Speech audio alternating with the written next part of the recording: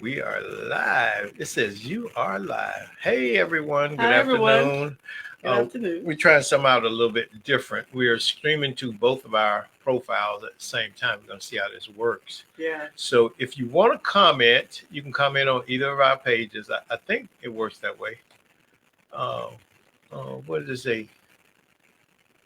You can't post comments to any of your current destinations. It's okay. Well, I guess that's for us. Yeah. So anyway, we got on. We want to talk about being afraid to love, um, Yes. and it's because so many people are in what I call struggle ships. What Hmm. people are in what I call struggle ships, and a struggle ship. So let me define what a struggle ship is. A struggle ship is when a person is in a situation where they're dealing with some things that they have a hard time managing in their life, and they bring those things into a union, okay? And both parties bring their issues, baggage, fears, doubts, emotions, and all of those things that they have not resolved. They bring them as baggage into joining together with somebody else. Now, I'm not talking about normal things of life. Okay. I'm talking about things that impede you from being you or that can hurt you in being your best. The goal of any relationship should be to add value to both people's life, not just get together because you bumping nasties or you think that they cute or that's the kind of person you always wanted to be with. There needs to be a true More than that. connection, Yeah. more than the physical aspects. They need to be connected to you. Yeah. Too many people are connected to folks. They're sleeping with folks. They don't even know their hopes, dreams, and wishes a lot of times. Mhm. And so that produces those struggle ships where you now under the same roof and you're just struggling together. You know you got she's got daddy issues, you got mama issues, and you're dealing with addiction and all these other issues that can make life that much more challenging. It's hard enough living well and being well when you have the tools to make your life better. A lot of times it requires discipline and sacrifice. And a lot of people are not being taught that. Being willing to Yeah. sacrifice. So what we do, we get into these struggle ships and we get burned. Hmm. And then we do another struggle ship and we get burned again. Now we're afraid to love. We're afraid to be our authentic self. And that's the damaging part of going through this cycle because at some point you build up this resistance or this belief that maybe you believe that you don't deserve love, or maybe you believe that you'll never find love, or that all women are this way, all men are that way, and it's almost as if you are trying to convince yourself that uh, what has happened to you is normal, and it's not. Too many people live in that condition, and normal means that everybody goes through it. You know, one of the biggest things that irks me is to hear, "Oh, everybody go through something." No, everybody doesn't go through stuff, and I wish people would quit saying that because there are actually people that know how to manage their finances. There are people that know how to manage their life. They know how to manage their relationship, and they never deal with a lot of stuff that people deal with. Do you So think people everybody, say that so they don't feel alone? well, they're trying to Yeah. justify what they're dealing Yeah. with and make it sound normal. A Yeah. lot of times, Yeah. that's what it is. I'm okay because everybody go through stuff. No, And then they everybody stay does. where they You at. know, Yeah. and especially in African American community, we have this idea that everybody's from the hood. Everybody ain't from the hood. I can show you black people that are clueless, that are truly clueless. They have no idea about a lot of stuff that hood people do. If you tell them about putting a grill in, a grill. Why would you put a barbecue grill in your mouth? I mean, and we know somebody like that. So when they come across that kind of stuff, it's foreign to them. They don't understand that. They can't relate to it. So we have got to stop thinking in terms of homogeny when it comes to relationship. Every relationship is different because all people have different needs. Yeah. So we have to begin to address the why are we in a place of fear about love. Love is one of the most powerful things we could ever experience. In fact, love is one of those words that's mentioned hundreds of times in the Bible, and God is constantly prompting us and reminding us that He loves us, and that we are to love Him, that we are to love each other, that we are to care, we are to care for our parents, love our children, love our countrymen. All of these things and these adages about love must mean that it is critical to our faith walk and to our lives because it's mentioned so many times. And how many of us really, because when we were born, we didn't know anything.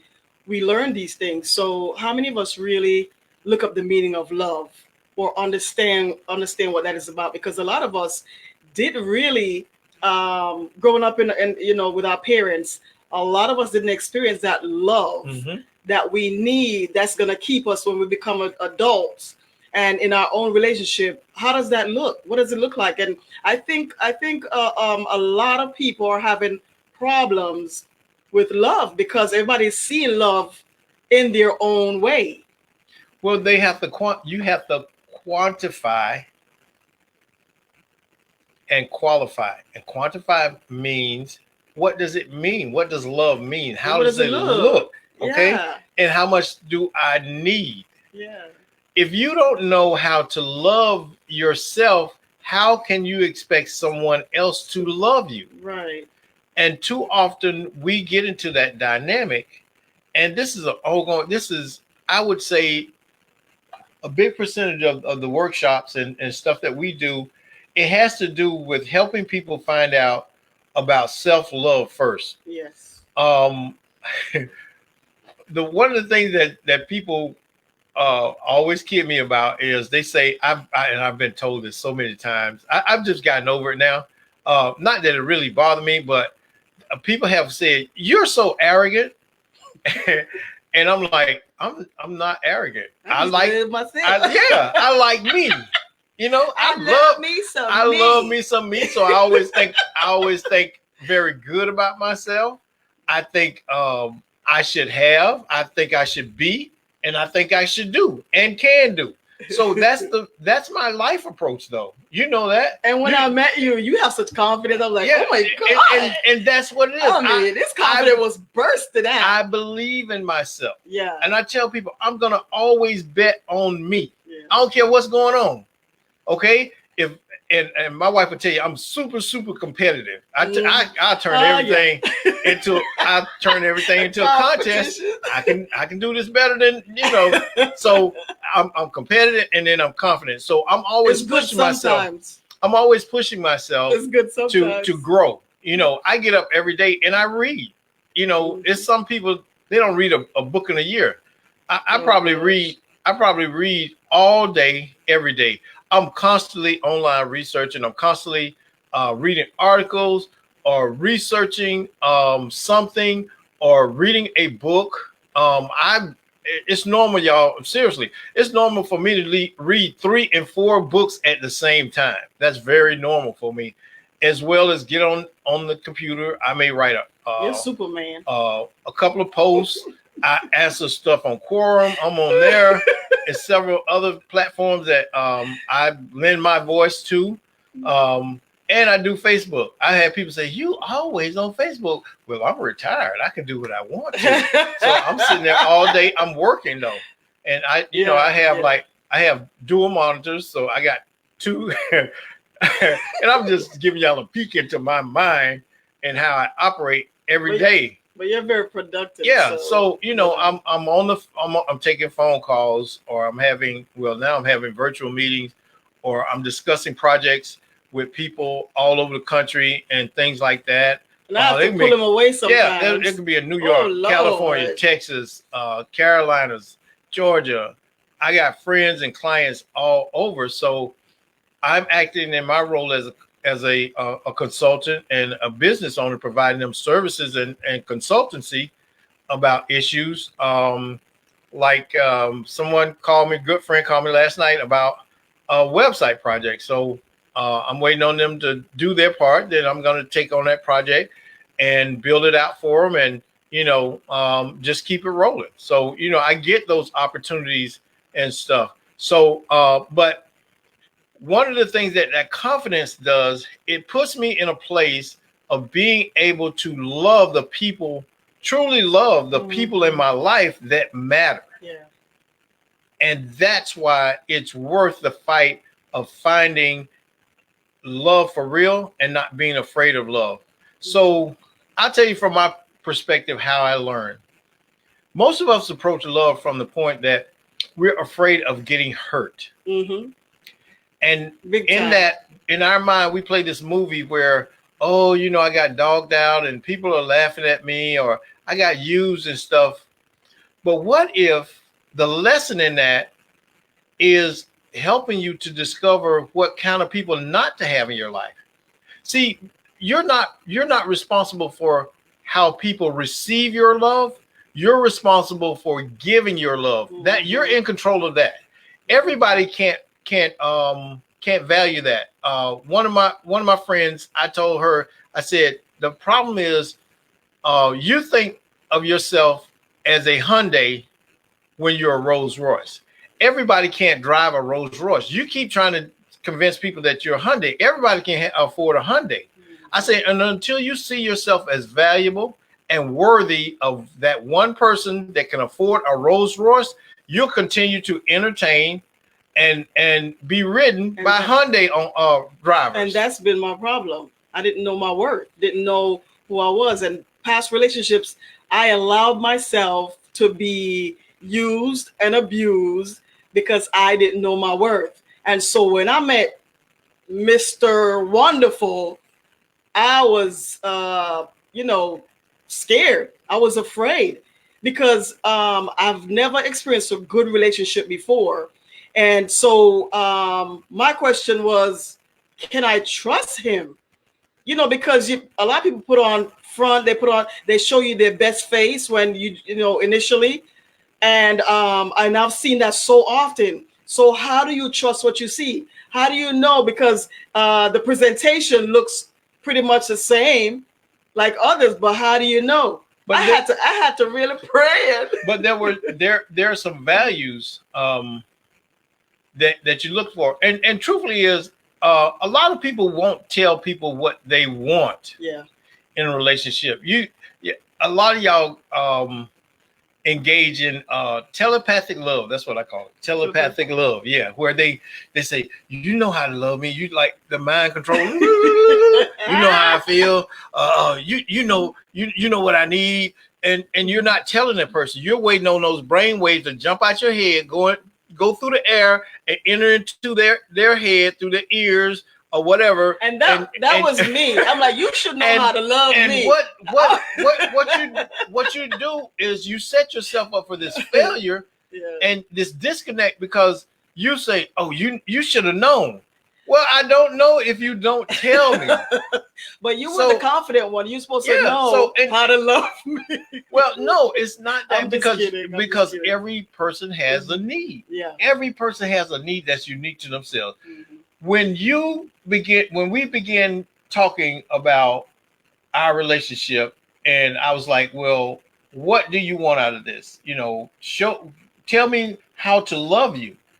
And I remember it was kind of like you hadn't heard that before. You was like, okay. Like what? Like I have a choice. I have options here. And so I have a voice. And so I remember like you would like get this look on your face when I say, teach me how to love you. I want to love you to the way you need to be loved. I want you to be comfortable, and I want us to be one. And I was like, wow. And this was a whole new world and it for was me. Like, and it was like my wife she kind of put up her dukes. Like, oh, and I was like, no, okay, let's sit down and talk. I say, look, I'm the type of man, I don't do drama. Okay, tell me. I need to know. If you tell me, I can work with that. So we begin that process, and I earned my wife's love and trust. Oh Jesus, praise the Lord. When we got to that point and stuff. Now the unique thing about us, we were never adversaries in our relationship. There's never been an adversary. There's been a effort to connect, right, and communicate. Yeah. The first thing I told her, I don't like to be controlled. I remember I told you that. I was like, and I said, me neither. And I said, listen. That Jamaican came off. Said, me neither. I respect everybody as their own person. I say, so I'm not going to be one of those men that hover over you and tries to tell you and be your daddy and all that stuff. And you ain't gonna be my mama. You ain't gonna. That was music to my ears. And so we always talked about this stuff. A lot of y'all don't sit and talk about this real stuff. And that's when you hit the wall. You mad because you thinking the person should have known. Well, you didn't tell me. And there, how do you know that? Because and that's why it's important to be patient with each other, because a lot of us are coming from places, like I said on my past videos, and I'm telling everybody, I grew up in a church. I was in a world that was not. I didn't know anything but church. I didn't have a clue. I grew up with parents that they weren't taught to communicate certain things to their children, so I didn't know a lot of things. I experienced on my own. So when I got into relationships, I didn't know what to do.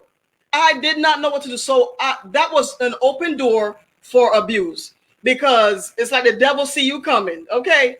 So through all those, I was broke. My heart got broken. I gave up. When I met Terry, I was like, I've had enough. I wanted things to work with my past relationship, but it couldn't work because I didn't have the information. I didn't know how to now work on something that I need to work on. And here it is that I realized it's so important to listen, to seek, to search for the thing that if you keep messing up in a thing, it's important to stop and say, wait a minute, what am I doing? What's going on? I had so much unforgiveness in my heart, so much resentment, because I didn't learn of myself, of who I am, my worth. I didn't even know what to tell a person that I like or what I'm looking for. And so I went on, in a cycle. I just kept going and falling into pits. So now when I met Terry, thank God for Jesus, Terry now introduced some stuff to me, like, asking me questions. Like, I didn't have a voice.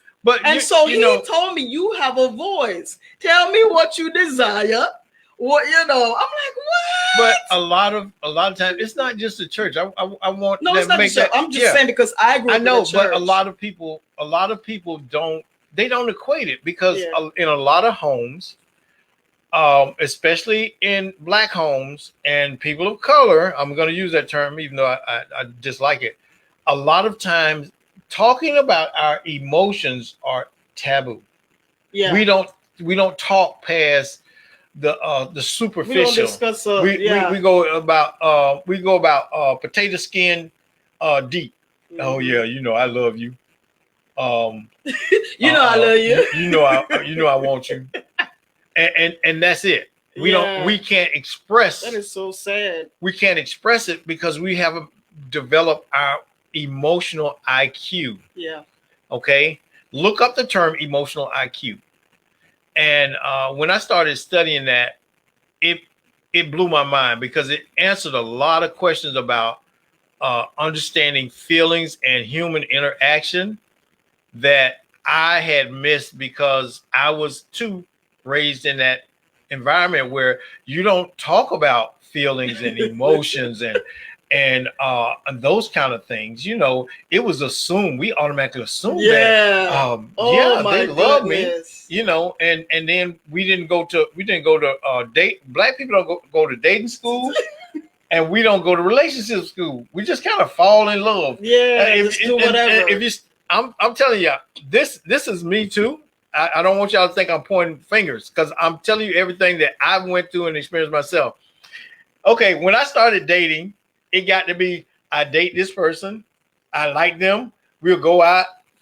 After a while, it wasn't like well, okay, we're in a relationship. We just kind of fell in together. Yeah. And then, and everything was fine till we got mad, broke up and stuff. We didn't talk about where the thing was going, why we was together. All we did was say, I like you, you like me. Yeah. It was almost like kindergarten, Let's when you do send a this. note across the room, say, I like you, do you like me? Check yes or no.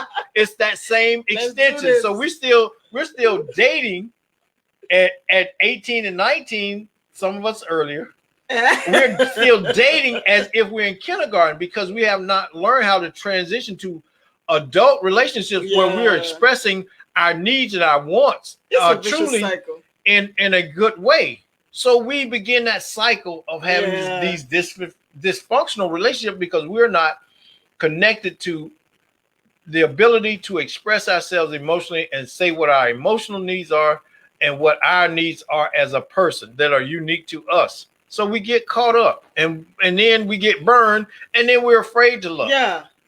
And the divorce and a lot rate of times, increases. how you have learned to love is the problem. Yes. Because when you learn to love, you'll stop having bad relationships. I promise you. Because number one, everybody ain't going to be qualified to give you the love that you're looking for. Yep. So that's going to automatically wipe out a whole lot of people. Yes. Okay. So the thing of being in it is the person has got to make you feel valued. Okay. Yeah. You have to have self-value. You have to know who you are and confident in who you are to begin to express that. Me, I don't let people, I don't care who you are. You don't talk to me any kind of way. You don't curse at me. You don't shout at me. You don't berate me. Respect. You come and you can ask me a question and you can tell me something. But if I tell you no, I'm not going to stand up there and waffle back and forth. My no is my no. My yes is my yes. Okay. All that trying to manipulate me and control me, I shut that down. Nope, it's not going to happen. Didn't I tell you no? Matter of fact, you probably will walk away feeling insulted because I'm going to let you know emphatically, straight up. Don't deal with me in that manner. Why? Because that's part of my self-love. And it stops. I carry a respect for myself. I know my value and my worth. I don't let other people come in my life and diminish that. Okay? I don't care what you do outside and what you believe and do with other people, but here is how you deal with me. And it's important to state that and in that's your boundaries. That is establishing boundaries. I am telling you how to be a part of my life. Yeah. And there's nothing wrong with that. A lot of y'all just let anybody, man, you wake up. fear. We don't want to hurt the next person's feelings. Man, they can move in with me. You let your friend move in. Now the friend got peanut butter all over the table. They dog peed in the corner. And the kids done broke every piece of glass where you got, I'm being a good Christian and they need a place to stay. And think about this. Now they in your house tearing up your stuff. How much respect does that say they have for you? But you're worrying about hurting them and disrespecting them. Yeah.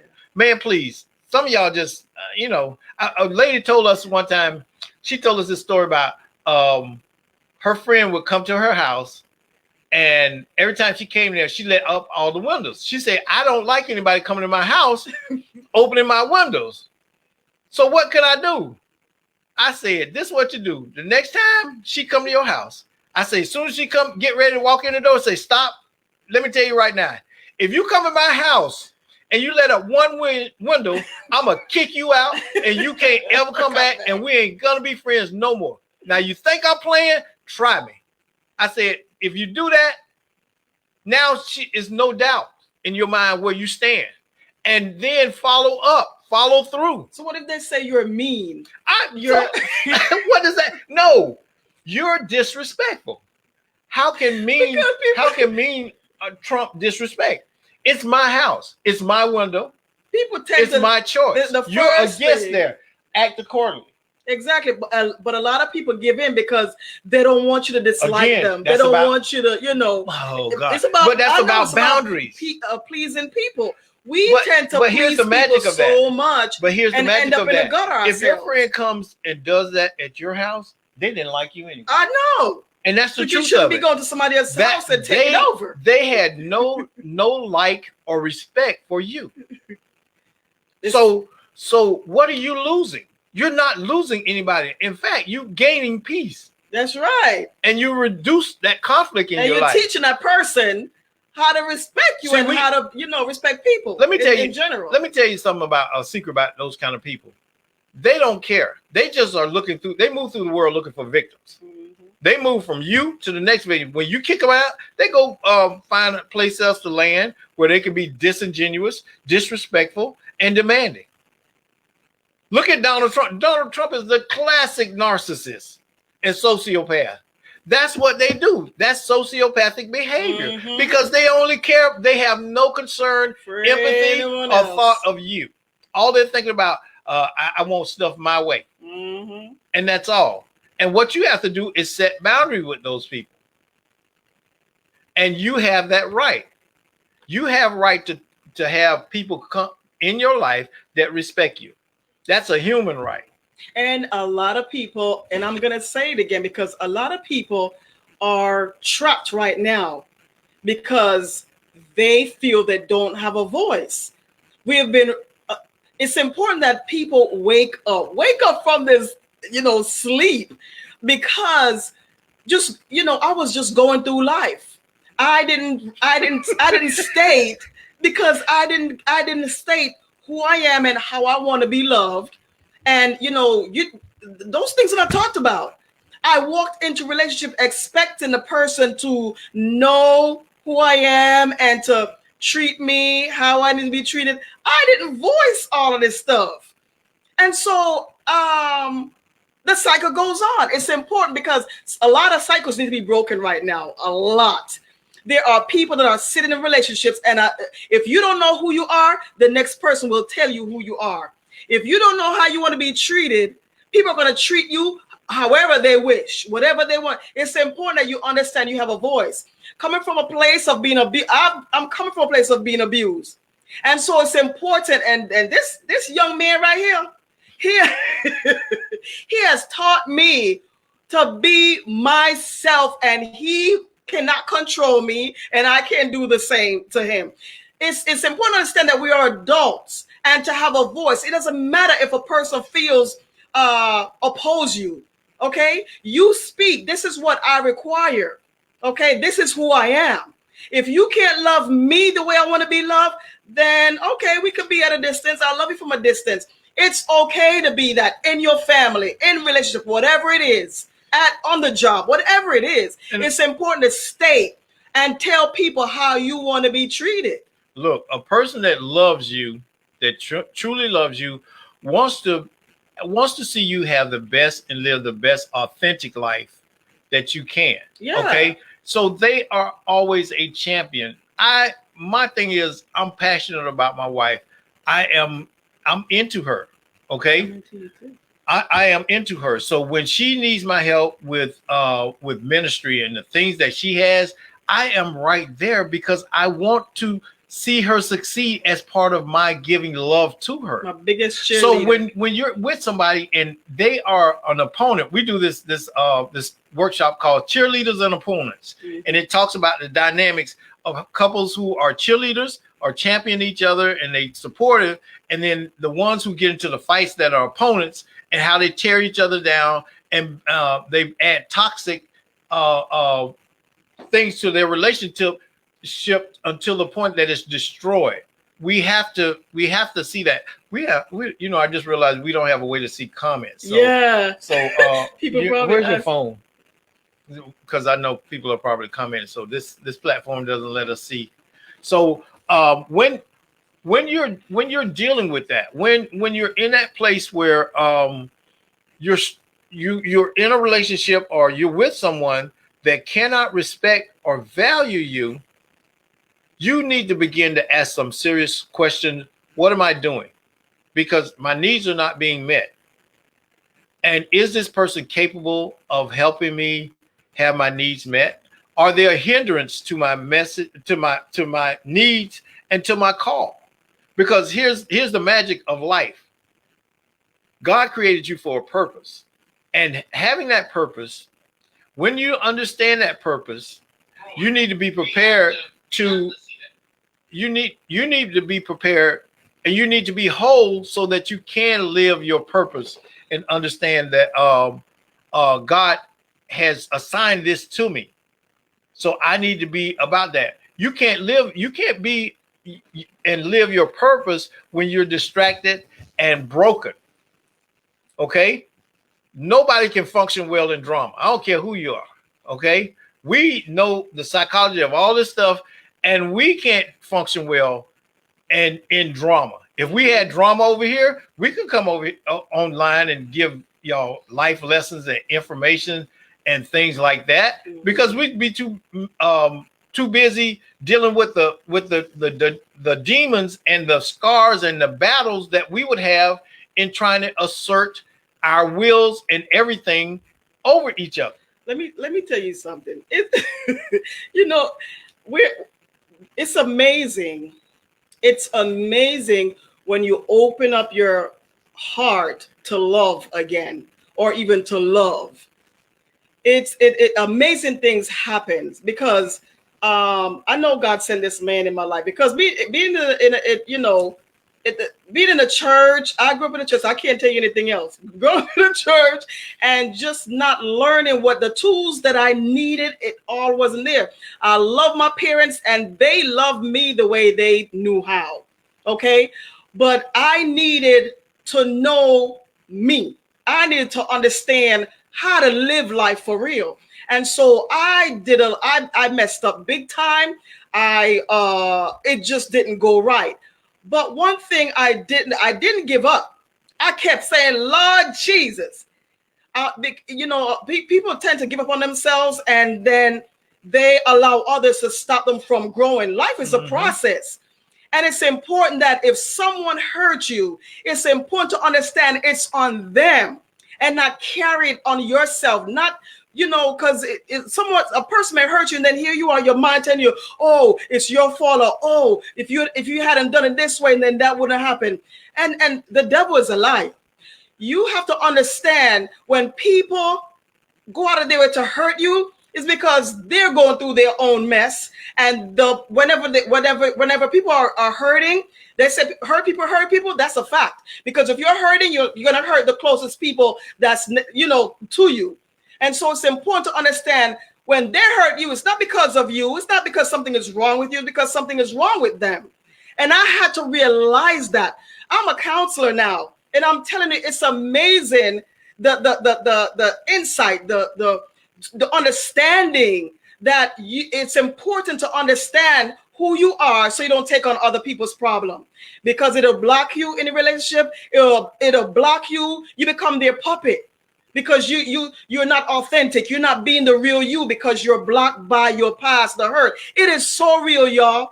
This is a topic that needs to be talked about all the time. Too many of us are not living our best life. Too many of us are not living free. And we are going to church, and we are saying, one second, babe, because this is really because I'm experiencing something real good. I want everybody else to experience it too, because you have to love yourself enough to give yourself the best. Reach for the best.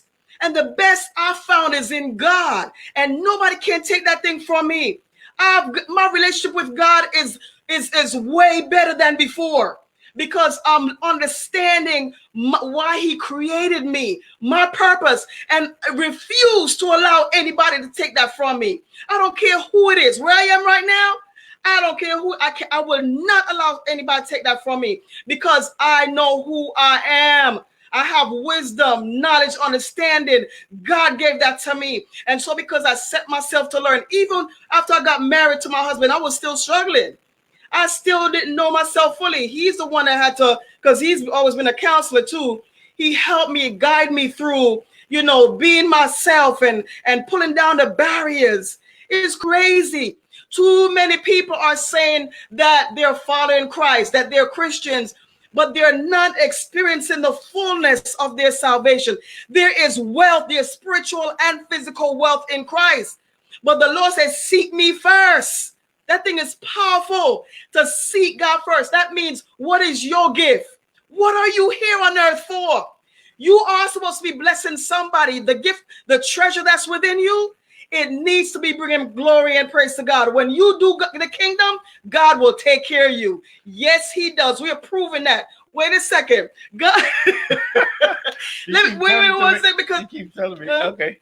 I'm sorry. One more thing. I'm gonna let you talk. I know you get long me time. Because God is good, and we gotta get it. We want our families to get it. We want our loved ones to get it. Because when you have a good product, you want everybody else to experience this product. It's the same thing with me and God. I know there's some people who don't want to hear it, but hey. But they gotta ask themselves, honestly, let me say this. Let me interject this here. Yeah. And I want everybody that's watching. Just take 10 minutes and have a conversation with yourself and ask yourself, why am I stuck in the place I'm at right now in my life? Why? Because if you're going to bed at night and see that alone time with ourselves is a powerful time, because we can't deny who we are in that moment. And it's a lot of times where people struggle is because they're faced with their lack, their unhappiness, their being off purpose, their inability to deal with the things of life.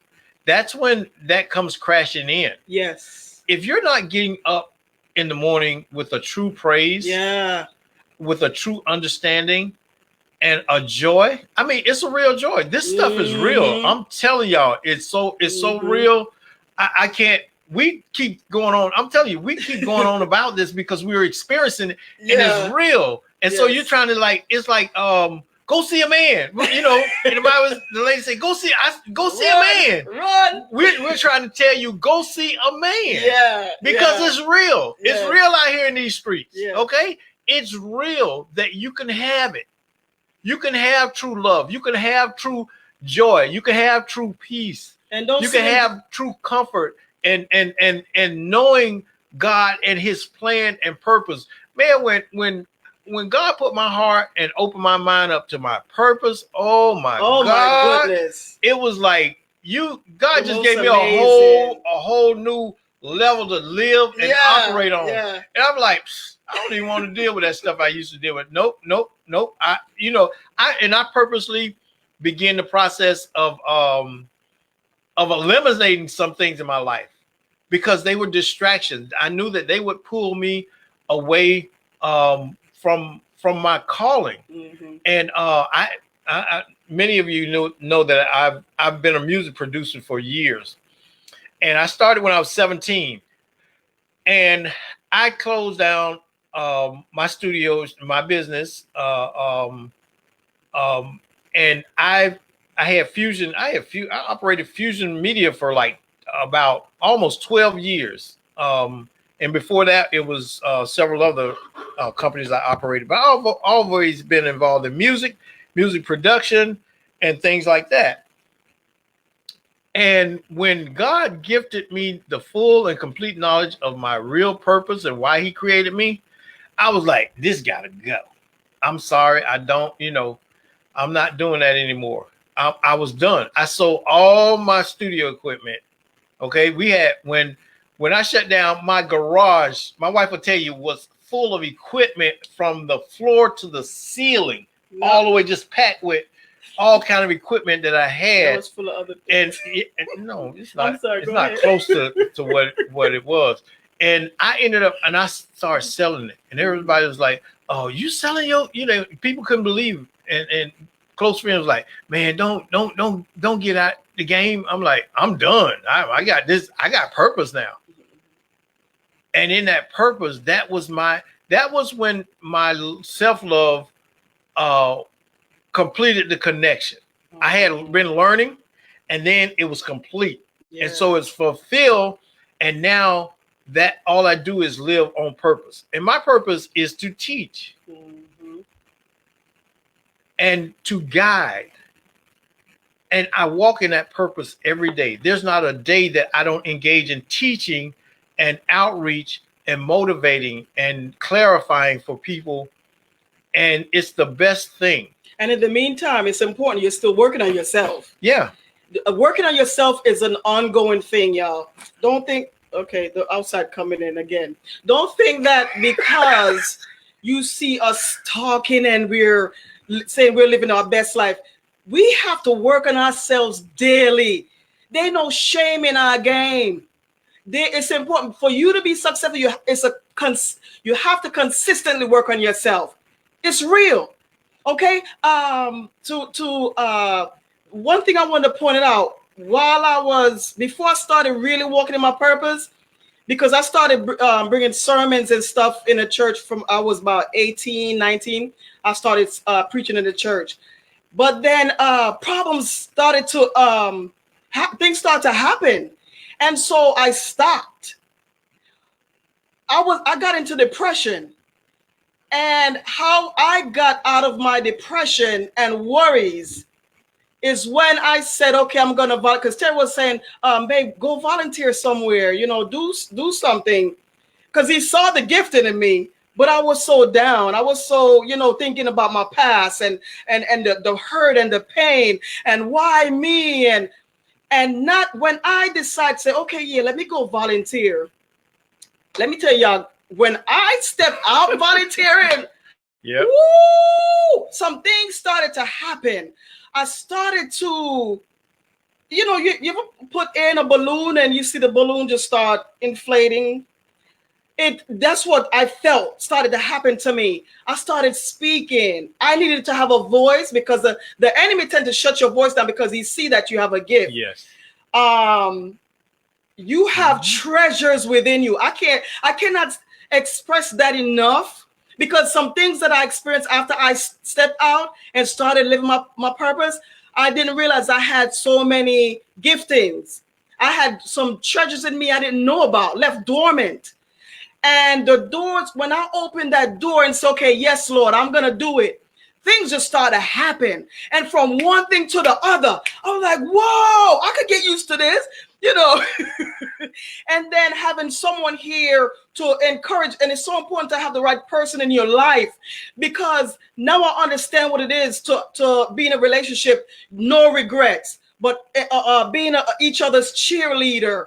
It's important, guys, to choose to have the right person in your life, because it's very difficult when it's one-sided. When you only have a dream, when you only want something to work, it's very difficult. So it's important. And everything I did, I had to from when I met him, I said, God, okay, Lord, I asked you before and I messed up. If you show me this is the right dude, Lord, if you show me this is the right dude, I promise you what you show me, I'll believe it and I'll act accordingly. And then get you somebody that can be equally yoked. You gotta equally yoked. Yeah, because that's a big part of our walk too, is because I'm so excited, y'all.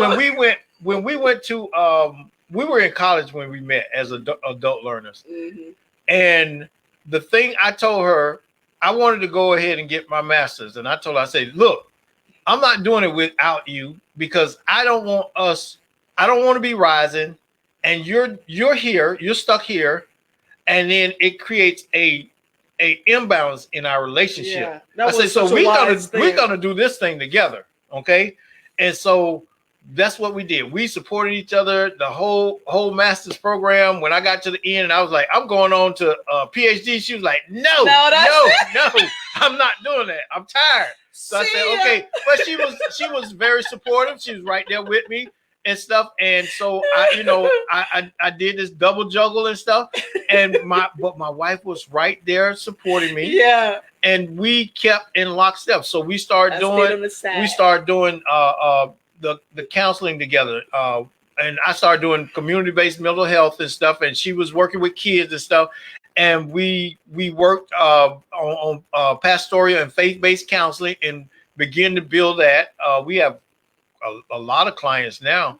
And so those things, because we saw the gifting that we both had, and what God's purpose was, not just for us, but together in our marriage, we began to minister into that area and work together. And a lot of people are in, man, the best thing you can ever do is ask God what's your purpose and who he wants you in a relationship with. That's the key.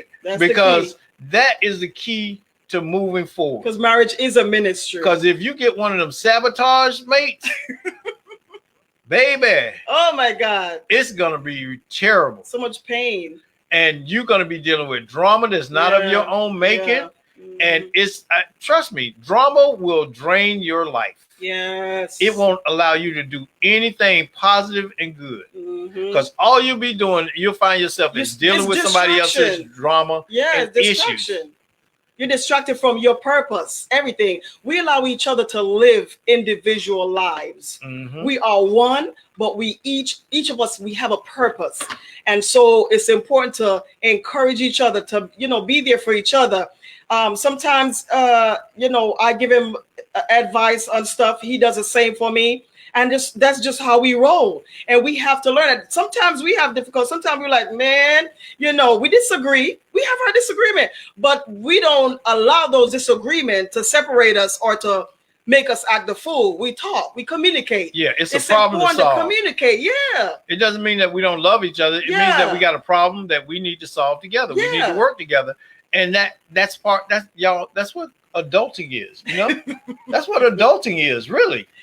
Being an adult is dealing with life issues in a constructive way that continues to grow you. So you learn how to problem solve. Yeah. Okay. Yeah. Not cover up, deny, and run away. Yeah. You learn how to solve that problem. You gain problem solving skills. Okay. And you go back and you say, babe, I'm sorry. I didn't understand. Okay, so I understand now how you feel about that, and I'm quick to say I'm sorry because I can't stand that feeling. What is the best way for us to do this in the future? Yeah. And then we sit down and we agree. Okay, this is what we'll do. In this situation, this is how we're going to handle it. Yeah. And then we go on. And that's what we do. We come to a conclusion that both of us can live with and agree on. And then that's what we do. We hold each other accountable. Yes. Because then it gets to be, we said last time when we dealt with this area of our life, we said, this is how we're going to handle it. Is that still relevant? Yes, sir, it is. Yeah. Okay. And we hold each other accountable to that. And it's not back and forth and about getting my way. This is my wife. This is not my opponent. Okay. Yeah. Nobody's in my marriage but me and her. Okay. Everybody else don't get to call me up and tell me, that wife of yours, you need to do that. And nobody gets to call her, your big head husband, he always on Facebook. And she's had that happen. And trust us, we have had people say some of the foulest stuff to us and it didn't go well for them. I promise you, because they didn't expect the reaction that they got, because a lot of people will get into your life and they think that they somehow have a say. You understand? And it's not a bad thing to exclude others, because your air gate, you have to protect what you hear, because you and your spouse living together and trying to work things together, in harmony. And then when you hear negative things, you start to look at your spouse like, and hearing those words. So when you dismiss your loved ones, dismiss them in love. And, say, okay, that is not acceptable, because we try to keep this straight right here. It's just between my husband and God. It's the three of us, my husband, myself, and God. So it's important, but it's all about allowing love to come in. It's not impossible. You can do it. You can allow love to come into love again, or to start love, because some people, maybe you didn't start loving for real. So how I did it, I meditate on the word of God. I believe what he says about me. And I started to love me so I can love him. And I learned, even God said, love me a certain way. I need to love him the way he needs to be loved, not how I want to love him. He has a certain way that he needs to be loved, and God does too. God said, love me with all your heart, your soul, your mind, your strength, your neighbors as yourself. Even God have a way of he tell us how to love him. So it's okay for us to do the same thing. Because if you're gonna buy flowers for me and I don't even like flowers, that doesn't benefit me. If you want to do things that doesn't benefit me because you like to do it, that does not help me. So it's important. The love languages, couples get the love languages and know what your spouse, what your spouse is all about. Yeah, know what you need and don't be afraid to ask for it. And I had to learn to love. I had to get up and learn, because I usually receive it and my husband always loving on me, but how do I love on him? And so I had to learn that. That's another thing, because when you come from a place that you haven't mastered or you haven't really walked that path, it's important that you see yourself doing it, because he can love me all day, but what's going on in here? Do I have the skill also? Do I know how to love? So it needs to be a flow. It needs to be, that love needs to go, you need to flow in the relationship. Okay, or else you're going to have mega problems. You're going to be going to a lot of counseling. You're going to be divorcing. I'm telling you, the simple things that cause divorce. So it's important to understand each other and to be patient with each other. Understand, he's a man, I'm a woman. I can't expect him to be emotional. I can't expect him to do exactly what I desire.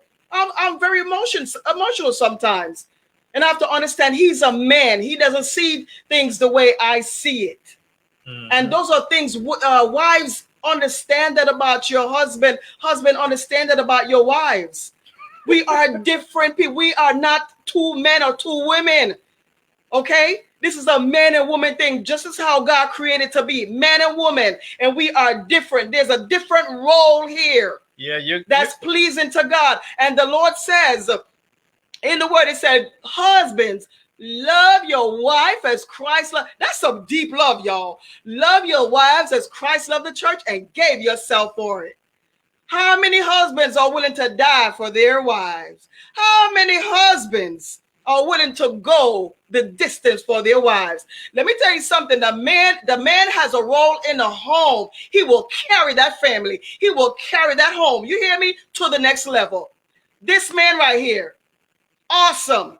Because he's playing his role, I'm allowed to play it flows. I can't play my role and he doesn't. Or he plays his role and I don't. It doesn't work. Why are we together? Why do you come together if you're not willing to play your roles right? Okay? So if you decide to be married, understand there are individual roles and you can't cross over. Oh, you can't cross over, y'all. I can't be the man. And let me tell you, I don't want to be no man. I'm 100% woman and I love every bit of me. I love being a woman. I love my husband being the masculine, the man he is. I love it. But understand. We are actually live. Oh, we're live. Oh, but understand. It's such a sexy thing to me to have. I'm real. You told me to be real, so yeah.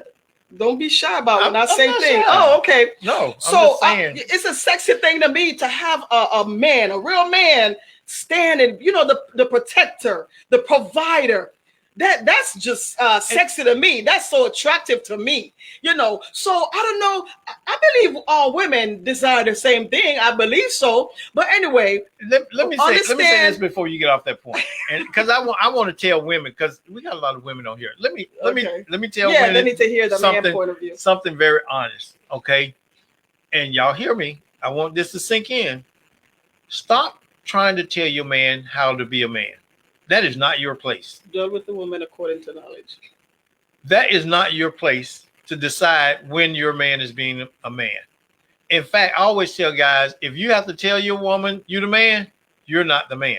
Because a man's character and his conduct and the way that he treats and loves the people in his life will reflect that. Yes, okay? Yes. Everybody's trying to tell the other person how to play their position when you need to master your position. Yes. Go about being the woman and the wife that's deserving of a man, Mm-hmm. and you're either, because you're performing, you'll either show it that he's not performing and he'll step up, or he will know that he can't perform and meet your needs and he will leave. And you got to get that, because People too want many of real. y'all, too many of y'all have what I call extra large men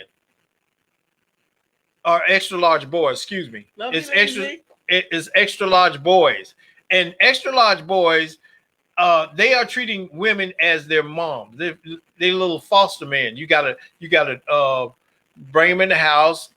There's no bills in their name. They drive in your car while you're at work. Okay.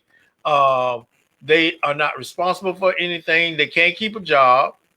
Okay. They get mad with you. They run home to their mama and all of these kind of things. Those are foster men that are extra large boys. Drama. Okay. They'll never measure up to be men and husbands.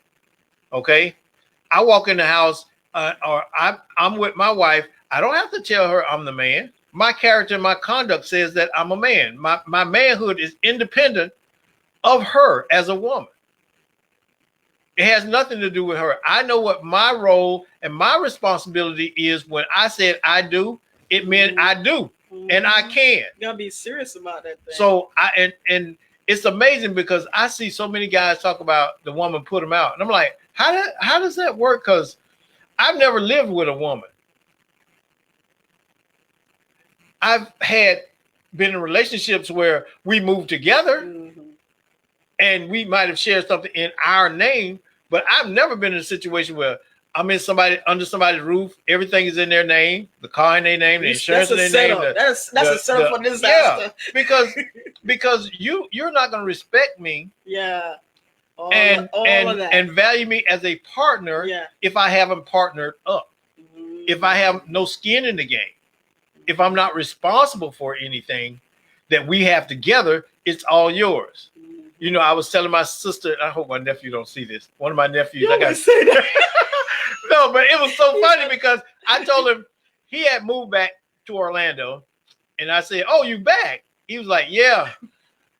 Me and my girl, we got a place." I was like, "Really? A place where?" I said, "You got a job now?" He's like, "Nope." I say, "Oh, so you living with her?" He say, "Oh, no, we got a place together." I say, "Well, you got to get a place. You got to have a job and an income. So you basically homeless." And he got ticked. I mean, the expression on his face, he's like, "There you go. See?" And I wasn't poking at him, because I tell him and my nephews and my sons, always have your own. As a man, you want to have your own. That's wisdom. Okay? Because as fickle as a lot of these young ladies are, I would never put myself in a position where I am dependent on you to lay my head somewhere. I'm going to be in control of that. Now you can come over. I'll go get me a place. You can come over. But if we friends with benefits, you can't leave your toothbrush. Nothing. You got a place. I got a place. Because women are emotional creatures. Yeah, and when some women get in their moods and attitude, Exactly. oh, you're goner. Go home to your mammy. Y'all say, I'm telling you, y'all know I'm from Man, the hood, you gotta lead the way. Lead the way in your marriage. But that's real. But you can't build anything. That's quicksand. Yeah, You can't build anything there. Yeah. You know, I saw a meme today. The dude say, "Yeah, we teammates." Him and his girlfriend. She up, I'm down. She down, I'm up. We help. I'm like, you keep that teammate. I want a wife. I want something that's actually that we have real investment and commitment to each other. A teammate can get traded. They can lose their skills and you fire them. Okay. Or they can switch team, or they can stop playing. I don't want a teammate. Okay. I want a wife, what I got. I want a real woman, what I got. Okay. And that's not by virtue of her telling me she a real woman. Her characteristics and her values just establish that. Okay. I can come in the house. I know I ain't got to argue, fight. I ain't got to be accused of nothing. None of that stuff. I don't have to deal with drama. I'm really one of them people. I do not like drama. I say that all the time. I'm not going to sit up there and argue with folks. I don't get in people's business. That ain't my business. You won't find me talking about crazy stuff unless it's politics, but like gospeling about people. So, but I'm just saying, you have to establish the life you want. Yeah. That's the real thing. And it starts with self-love. And that's what we started out talking about, being afraid to love. Don't be afraid to love. And you got to have that self-love, y'all. Yeah. You got to get there. So we've been on for an hour. So we're going to stop right here. Thank y'all for rocking with us this afternoon. Donna, Marjorie, and Bev and Nikki. Nikki. I gotta get in contact with Nikki. Nikki is my good friend Eddie. Is her dad, Eddie and Jan. Oh. And I've been knowing Nikki since she was born. Her and Lil Man and Shayla. Yeah. And I love the Chenaults. So we got history. Bev, Lindsay. Yeah. So hey, thank y'all for coming in and stuff. And Deborah. Deborah's a classmate of mine. So so everybody came in and thanks for joining us, y'all guys. for listening to us, and we have fun. Investment and commitment. Exactly. Good. Invest in each other and be committed. Be in it for the long haul. Build your team, man. People got to build. You got to build something. We want it handmade and tailor-made, everything in place and all that. Yeah. And it's just like a house. When you buy a new house, a brand new house, it ain't got nothing in it. You have to fill it. Yeah. And you can fill it with junk. You can fill it with cheap junk or expensive stuff that's built to last. And on that, we are out. Yeah. God bless. God bless y'all. Love y'all. Let love be the foundation of everything you do. God bless. We'll continue another time because I got more to say. Bye. Love y'all.